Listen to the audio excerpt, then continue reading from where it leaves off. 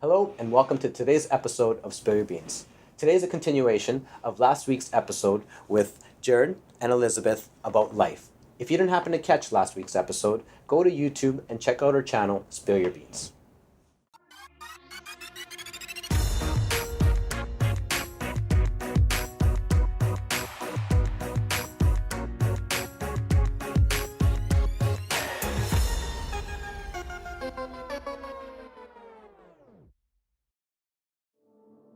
I'm Elizabeth, and I'm the Director for Client Care at Hope for Women Pregnancy Services. What brought me to Hope for Women was my own decision 13 years ago to make the mistake of having an abortion. Between 60 and 70% of women who actually choose abortion don't want abortion. If they had those resources, if they had people there to support them, if I had those resources, if I had a choice, I can only hope that I would have made a different decision and that my life would have went down a different path. I don't want another woman in Abbotsford to feel like she doesn't have hope, like she doesn't have a choice.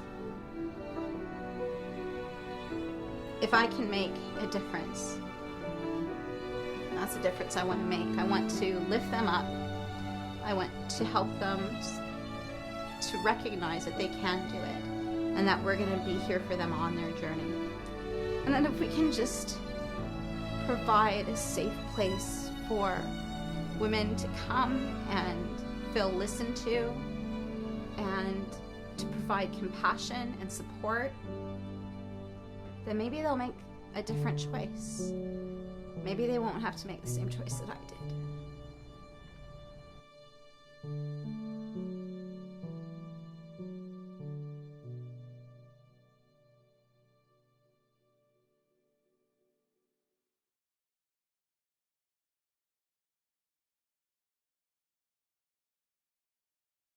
I know you said you had a tough time sharing it with your parents. How did your kids take it when you talked to them about it? You don't have to share this. No, I think the reason that I'm so willing to speak is to reach out to other women who've gone through abortion and are sitting there silently in pain and not sharing and not seeking help. But also to educate those women who might be in a crisis pregnancy and think that, abortion might just solve the problem and then I won't have to worry about it. It was the hardest thing to do. My son, who's 13, has autism. And so I really had to wait and know when it was the right time. My daughter's 10, typical child. And I waited until I think God put it on my heart that it was the right time. I wanted to get more involved in this movement, and I knew that I had to be my genuine self to my children. My daughter took it a little bit harder than my son. She said, "Oh, Mommy, I wish I had met her."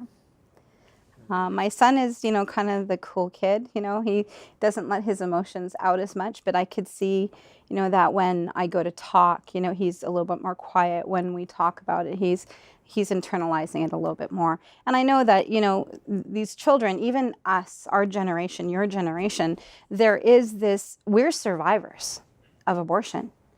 That so many abortions have happened that we don't even know the effects that are going to happen to siblings or even generations. When we go into classrooms and talk, we can say that 1/3 to 1/4 of your classmates are missing due to abortion. Who could those people have been? They could have been their friends. They could have been their brothers and sisters. They could have been the doctor who could have cured cancer. We just will never know. And it's really important to educate one another. And speaking of children, I know you guys attend schools, so tell us more about that. But there's a lot of ignorance out there about some basic just facts of life, like how did we get here? What does sex actually lead to? You get a lot of kids that are teenagers and they're sexually active and they're genuinely shocked when they wind up pregnant. They got like, well, how did this happen? So you gotta say, well, when a man loves a woman, there's just some basic things that aren't being taught, or they think if I use a certain type of contraceptive in a certain way on a certain day, or that somehow pregnancy is impossible. And so just to be able to go into schools and say, you know what, life will find a way. Biology is the most powerful force on this planet. And biology does find a way, and kids often just need to hear that. They just need to know that if they're going to be sexually active, that there's going to be consequences. And those are just messages that we like to bring to kids, and like to also, when we get to go into private schools, to Christian schools, to some Punjabi schools. We went to a Punjabi school here in Abbotsford. We can talk a little bit more, maybe bluntly, about the subject. You can't go into the public school and say, hey, I'm going to talk about abortion. You don't use the A word in a public school. In a private school, you can maybe get more real about that. What's the word you would use? Well, yeah, I guess we do throw the word around a little bit, but we can just tell young girls just the facts that, hey, you do have these options. You have adoption, you have parenting, you have abortion, and we can just tell some facts about it. Just say, hey, if you find yourself in a situation, you can come to a place like Hope for Women. At a private school, at a Christian school, if they have a specific belief about abortion, we can kind of come in and we can reinforce that and talk a little bit more. Now, they mentioned they go to schools, and so if you're ever looking to have them come and speak, there will be contact information. Now, we're going to wrap this segment up on that. When we get back, we're going to start talking a little bit about the spiritual side. You've brought up church many times. You brought up the different communities, backgrounds. So I know the Indo-Canadian community, abortion is pretty strong. Once again, sorry for using that word, but it is a strong thing in our community as well. So we'll talk a little bit about cross-cultural differences when we get back.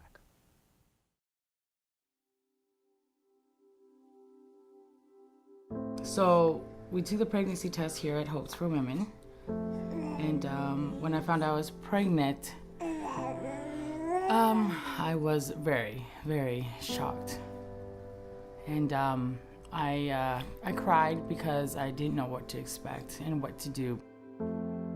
And so when she finally came back and told me that I was pregnant, I started crying because I was not impressed with myself. She did the test and came back positive. Whole whirlwind of emotions totally sweep you at that time. And I was a ball of wreck. I was emotional. I started getting teary-eyed, and then I started laughing. I got happy, and I was like, and I even asked her, like, can I just give you a hug? Like, I didn't know what to do.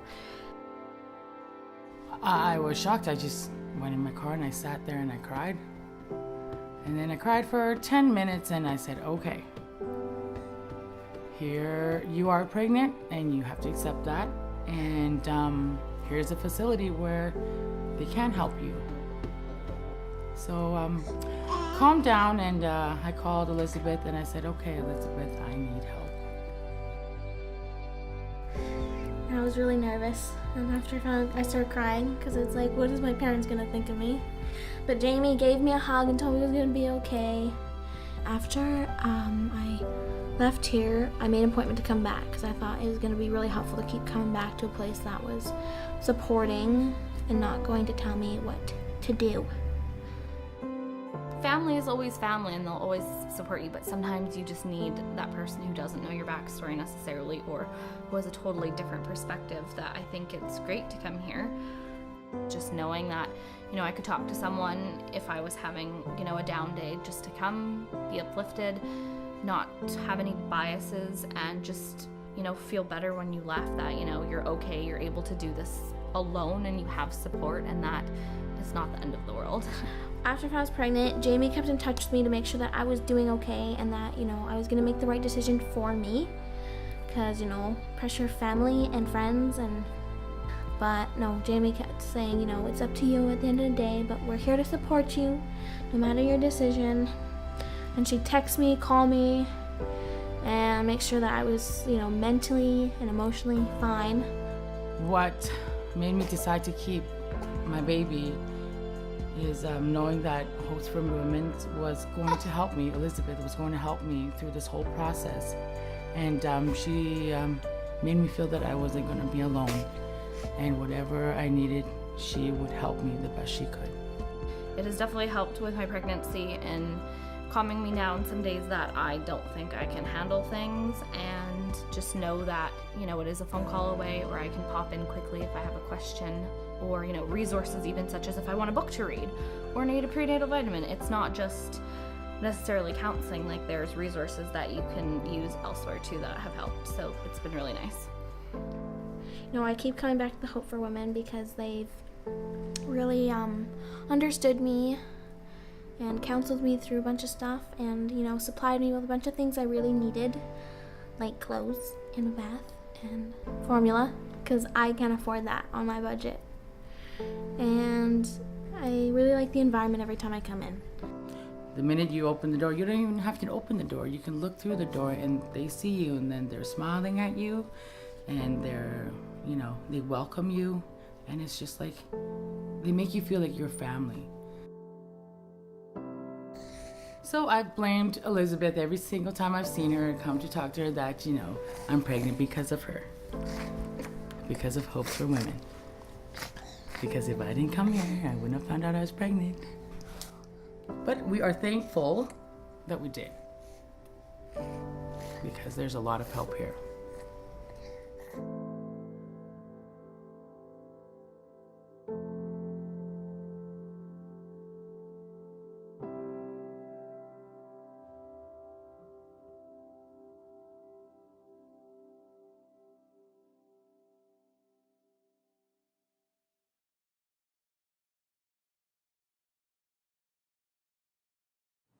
All right, so to correct myself, there is no right time to abort. It was just some facts that I had found and said these are some terminations that are normal, I guess you could say. But all right, to the cultural side. Yeah, so culture does play a huge role. Have you guys had any situations where a woman wanted to keep her child but couldn't because of cultural barriers? Yeah, absolutely. We do see that living here in the Fraser Valley. We have maybe 25 to 30% from Indo-Canadian or South Asian descent, and so we definitely see issues where culture can play, and from lots of cultures. That's not the only culture, but culture can often play a huge role in a woman's decision. Well, one situation that I can remember was a young lady named Ravi, and she's told her story. You can find it on YouTube, but she was getting pressure from her parents. Her parents, I think, had actually said at one point, have an abortion or get out. And so I think at one point she had to actually say, yes, I've had the abortion, just so she could stay at home. So you can imagine being in that situation. You don't really want to have an abortion, but your parents are looking after you. And they're saying you have to, you can't, she's not married. In this case, the guy was white, so there might have been some issues there, culturally speaking. But in the end, she came to us and we were able to help her through that. And she chose to keep her baby, and she has a beautiful, he's quite a handful, 3-year-old little guy right now. But yeah, in that situation, culture played a huge role. The grandparents still part of the baby's life? Absolutely. You know, a lot of times grandparents, you know, you see these parents and they might be putting some pressure on their daughter to have an abortion. But when that daughter makes a decision to keep the baby, those grandparents are in there. I mean, it's still their grandchild, right? Yeah.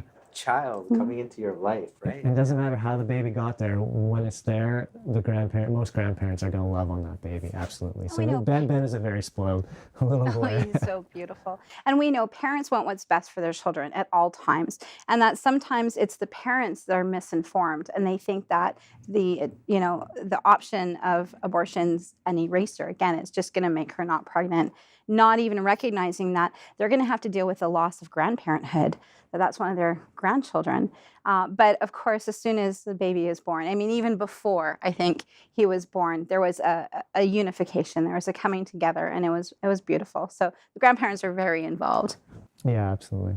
And culturally, do you find different approaches? Do you ever get approached by, say, the church or by other religious groups that have an opinion about what you're doing? Well, yeah, I mean, that's a big question. Advocate is non-sectarian, but personally, I'm a Christian, I'm Catholic, and so is Elizabeth here. So our faith plays a huge role, and we have good networks in the community, and you definitely have some very strong opinions from a lot of faith groups about an issue as contentious as abortion. So we definitely get a lot of people involved from different faith communities that usually they just come from a perspective that's pretty simple. They believe that God creates everyone. They believe that from the very earliest moments that life is there because God willed it. And if God willed that life, who are we to say anything against it? And that's not just something that Christians believe. Sikhs believe that, Muslims believe that, Many faiths out there have very similar beliefs that people are created, in the image of God. That's why I believe as a Christian, I believe that people are created in God's image.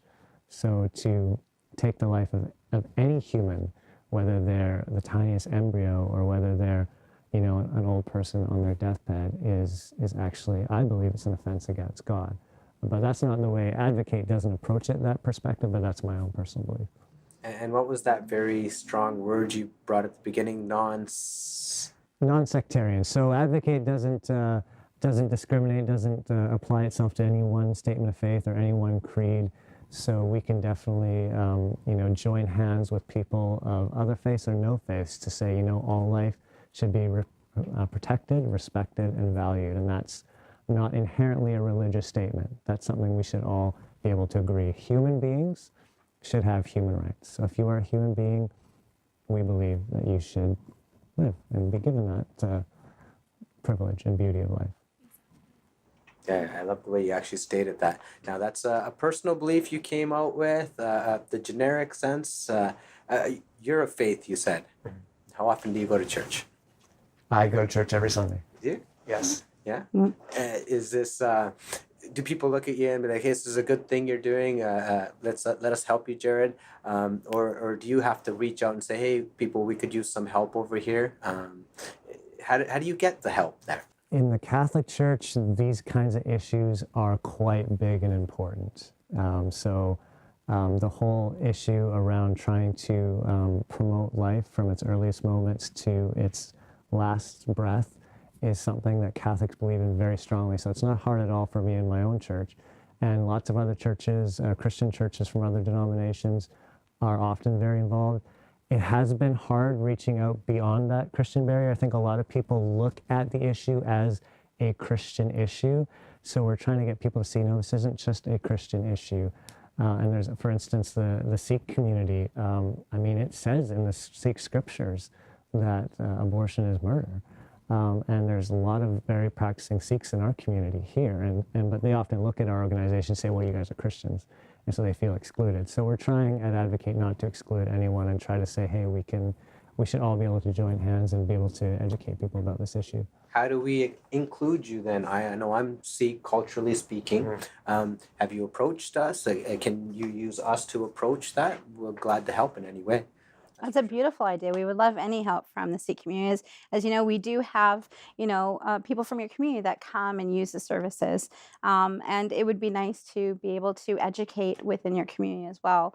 We'd love open doors to, speak at the temple. We'd love, monthly donors. Like we said, we don't get any support from the government, such as having the Sikh community come by and say, hey, we value what we do. We know that there's lots of young Indo-Canadian girls that are using your services. Young Indo-Canadian girls that in some cases we've actually had to find safe places for. We've had to go that far. So to be able to just be valued in the community and say, hey, we value, and there are some. We have some people in this community who aren't Christians and they super value what we do, and we really appreciate that. So how can people get involved? Can anyone get involved? What do they have to do? Do they come in? Can they email you? How can they contact you? There's 3 types of volunteers that we have at Advocate and Hope for Women. Of course, there's the volunteer peer counselor. So that's a very involved one. So that would be, coming in, there's an application process, and there's about 18 to 20 hours of training involved in that. And the person would need to commit at least 3 to 6 hours once or twice a week. Another type of volunteers, we have different events that we can tell you about to raise funds and to continue doing what we're doing within the community. So we need event volunteers who can show up and be there to help set up or take down. And finally, the third type of volunteer is one that can come into the office and offer administrative support, such as stuffing envelopes when we have newsletters or we have a fundraising event coming up. These events are also cross-cultural, so they're open to anybody. Where do you post these? Like if I was to want to attend something you guys were doing, how do I find that? Sure, yeah, you can find that on our Facebook page, Facebook/Advocate Life. We have a website, advocate with a K.ca, and all our events are posted on our website prior. So we just finished a wonderful event, Walk for Life. Our next big event is going to be a fundraising banquet on October 13th. So we're going to have some great guest speakers come out. And we usually have a table or 2 full of people from the Sikh community come out to that. So we really appreciate that. Tell us about the Walk for Life. So did this just happen? Yeah, sure. Yeah, we do an event every year that's kind of like a walkathon. You can walk or run 4 kilometers or 8 kilometers, and it's an event where we take donors and we turn them into fundraisers. So we have about 2,000 people in our community, 2,000 families that support us on some level and some donation, and it's their chance to now ask their friends and families to say, hey, you know, we're trying to raise money to support, to encourage support for women in this community through pregnancy centers, through education in schools. And it's one of our main events that keeps our doors open every year. Well, the next Walk for Life would be a year from now. It would be, we usually do it on the first Saturday in June, and that's here in Abbotsford. We also do another event in Langley, so Advocate is based in Abbotsford, BC, and Mission. We also have an office that's opening in 2 weeks in Langley, and we're going to be opening a pregnancy center there as well. Now, you've noticed Jared has mentioned a couple ways of getting in touch with them: Facebook, website, you can call them, and this is what we're all about, is support. So make sure you check those on our website. We'll have them posted on the show as well. But I think we should be cutting to commercial here really quickly. And so when we get back, we'll continue this Spilling Your Beans episode. Welcome back, folks. Before we went away, we were talking about support and talking during commercials. Remember, the support's not just here where we're talking in Abbotsford in the Valley. The support structure is built throughout all your communities. There's crisis centers everywhere. You just have to look online, talk to your churches, schools even. What was the other one that you had mentioned? Yeah, I belong to an organization as well. I volunteer, and I'm the BC representative for Silent No More Awareness Campaign. And so you can go to their website, silentnomoreawareness.com, and that would be a great place if someone has had an abortion, and maybe something that we've said has made them realize that they need to talk to someone. Well, that's a great place to touch base to find out in their area where there is after abortion care and counseling.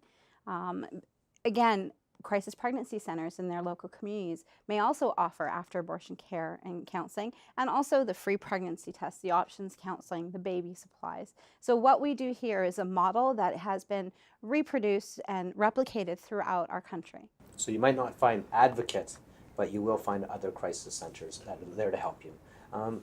What about for anyone seeking support but doesn't have the courage to come in person? Well, we're really happy to say that we have a 24-hour, 7-day-a-week texting line. So if someone is at home and all of a sudden realizes that they may have missed their period or they're feeling pressure, then they simply have to text the word HOPE to 393939, and they will be in touch with a peer counselor right away. Okay, wow. So anyone can text you? Right across Canada. Okay. Anyone, anywhere, anytime, any question that they have about life issues or specifically it's designed for people in crisis pregnancies, run by our crisis pregnancy center, Hope for Women. 24/7? Yeah, absolutely. It's amazing. Sorry, and how do you build that courage anyways? How did you have the courage to go through everything in your life? When I speak about my own story, and again, my story is unique to my experience. I'm not saying that every woman will feel the same way after abortion or go through what I did. But I really believe that it's not me. I couldn't do this without God. That He's the one I lean on, and He's the one I pray to. And I truly believe that all of us have value. We all have a reason for being here. And although my daughter, and I don't know if it was a girl or a boy, but in my heart, something just made me feel like it was a girl, and I named her Grace. And it's God's grace. That's why I named her that, because it's His grace that has allowed me to stand up and in the darkness say, no, abortion isn't okay. It hurts women. It's not good for women. Wow. Why do you have to ask such tough questions? You're making me all emotional. It's so amazes me to see how strong she is, being able to share her story, to support other women and yourself, right? And I hope I'm just a testimony for others that, you don't have to be a person of faith. We're all on a journey. But, when we look at the value of life and how amazing we are as women specifically, like we can carry life within us, that there's got to be this amazing God that loves us so much that gives us the ability to do that. And that when we can do the right thing, we all know that when we're doing the right thing, things just come to place. The path that we choose can either be an easy one or a hard one.